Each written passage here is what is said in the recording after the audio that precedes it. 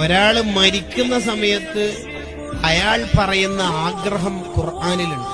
എന്താ ആഗ്രഹം പറയാ മരിക്കുന്ന സമയത്ത്? അല്ലാഹ്, എന്താടാ വേണ്ടേ? എന്താ വേണ്ടത്? പണം വേണോ? വേണ്ട. ഭാര്യ? വീടോ? അല്ല. പിന്നെ വണ്ടിയോ? അല്ല. ഫുഡോ? അല്ല. ലൗലാ അഖർതനീ, എന്തിനാണ്? മരണം കുറച്ചുകൂടി പിന്തിക്കാവോ? എന്തിന്?